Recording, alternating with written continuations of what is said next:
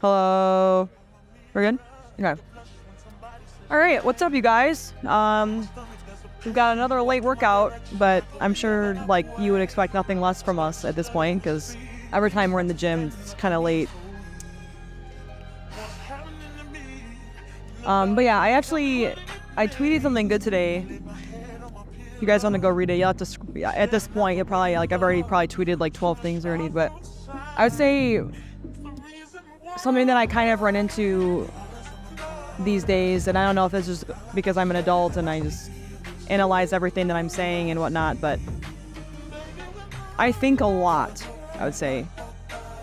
I overthink a lot, I analyze a lot, I try to like understand people, I try to read scenarios, I try to like make sense of things that like logically don't make any sense to me.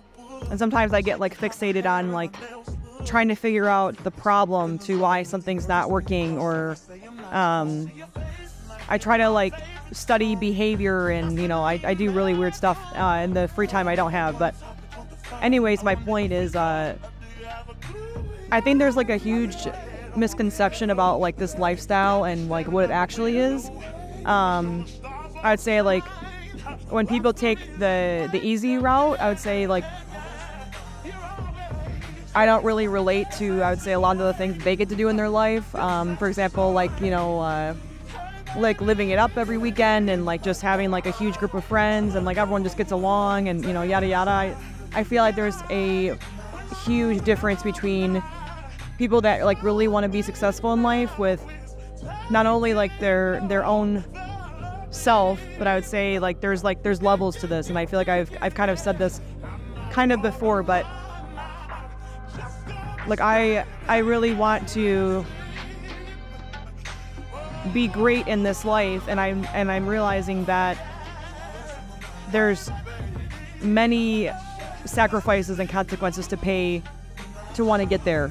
And so my tweet was kind of about just like how alone I feel, and I would say it's not like a bad thing. It's not that like I'm saying it negatively. It's more so just I've learned a lot about people and where they are actually mentally and emotionally at in their own life, and how I can't allow, you know, their journey and their path to like disrupt mine.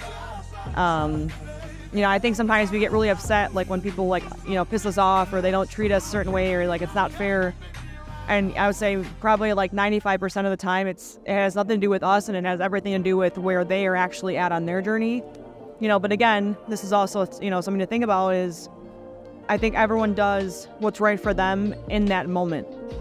And then I think that when people are actually able to reflect on their own actions and behavior, I think then they can actually come back and be like, okay, you know what, I think I could have handled that better. Or, hey, you know, like I lashed out on you, I'm really sorry. You know, I think everyone does the best they can with what they're given, with what they're willing to learn, what they're willing to work on. And I would say I encourage everyone to see a therapist. I've been seeing one since I've been 14. You know, I don't think that I'm like the most like level-headed person. I'm probably like a little bit more insane than anything else, but I would definitely say that, you know, when I am dealt with a scenario that is really challenging, or I'm dealing with shitty people, I now have better like coping mechanisms to fall back on, you know, rather than sabotaging myself and hurting myself more emotionally. But anyways, I'm done giving a motivational speech. We are going to hit an upper body workout, and I know that a lot of that information is really shocking to you, because I know that probably most of you think I only hit legs, and that's not true at all. Okay, my back is jacked. I have biceps. When I'm tan, you can literally see my muscles. I know when I get pale, it looks like I'm just there, but like when I'm tan, like it shows.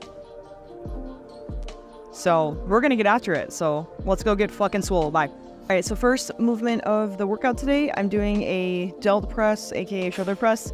You'll notice that when I'm doing this movement, I'm actually not completely doing this movement like to the side of like my ears.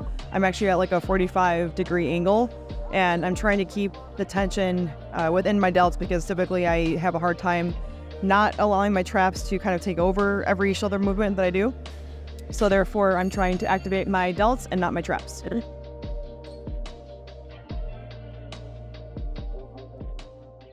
All right, so the next movement we have is the Huckleberry Row. You notice obviously that I have this movement elevated. I like to use the bumper plates, but I'm gonna be honest with you, it's really hard to actually keep the weight from flailing back and forth. And if you've done this movement like that, you know what I'm talking about.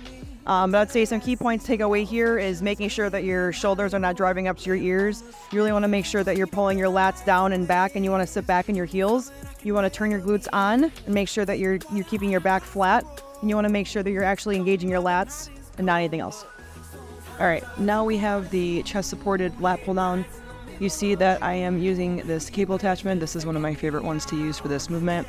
You also will notice that the cable attachment level is right above my head. You do not want to have this too high because then your traps are going to start taking over. You want to make sure that when you're doing this movement, that when you're protracting, I would say, you're not completely unraveling your scaps where you're just kind of losing the engagement in the movement. You want to make sure that you're pulling your lats and your scaps down while still keeping tension in this movement. All right, next we have the cable side raise. I'm using the same attachment that I would use for a cable kickback. I would say the best way to differentiate where to place the cable for this movement would be if you put your hands down at your side, I would say put it exactly where your wrist is at your side. And then you want to make sure that when you're standing a little bit closer to the cable. And if you slightly lean forward, you're probably going to feel this more in your delt. This is a great movement for those that are trap dominant and want to get a really great side delt pump. This is supposed to be a back movement for our lower lats. We want strong deadlifts, we want strong rows, and we want to make sure that we're actually activating our lower lats and not our traps. And also, this is a reminder, please just allow yourself to focus when you're at the gym. Allow yourself to actually be present in the movement and really think about what you're doing. We need to be intentful with our workouts. No one cares that you didn't sleep the night before. We all go through our own shit, and you need to be willing to leave your problems at the door.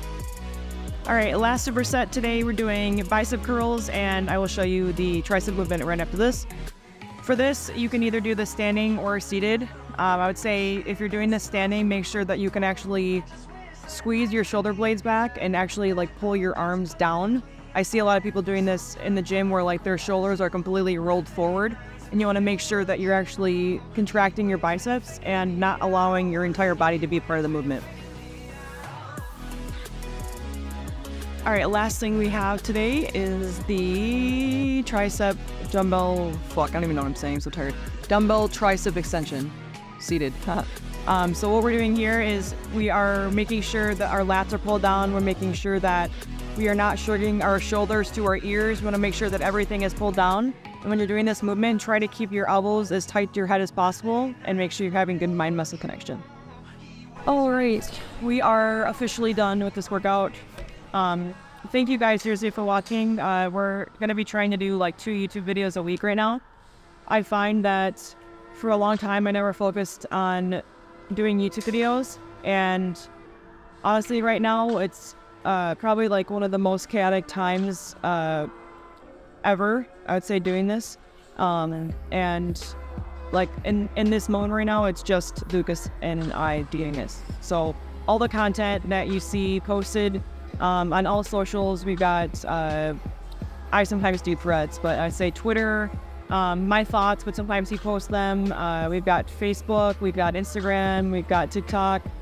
There is a lot of effort behind the scenes that goes into all the things that we're doing. And I would say life challenges me in ways where things that should have worked out don't. So therefore, we can't stop. We have to keep moving, and we have to continue to actually get better, even at our weaknesses.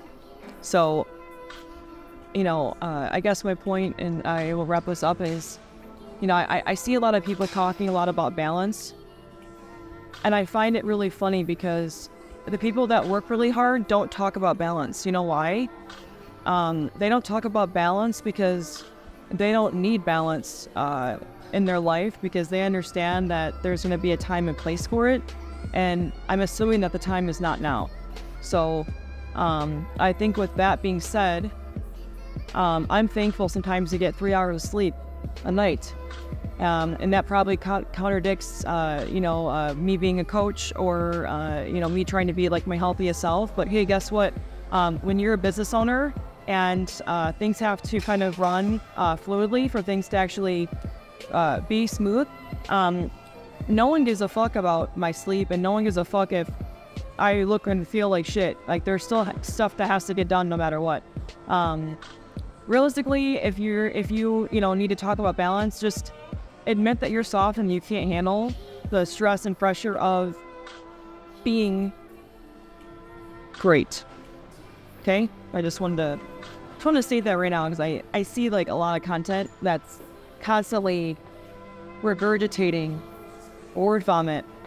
And then here's me, and I just don't give a fuck, and I'm doing work, and it's not on Canva. I'm waking up in the middle of the night, and I'm doing a lot of stuff. I just will say that right now.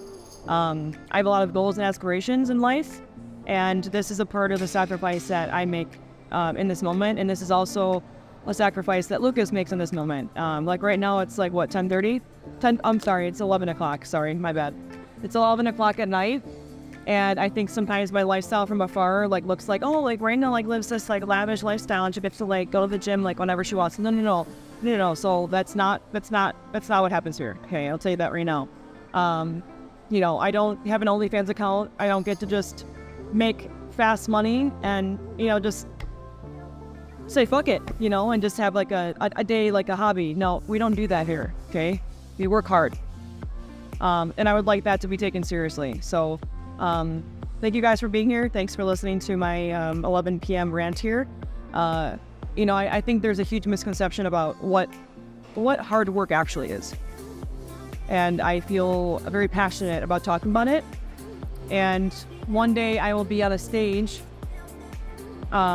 speaking on these things, and I can honestly say I'm probably going to hurt a lot of people's feelings, and I quite literally don't give a fuck.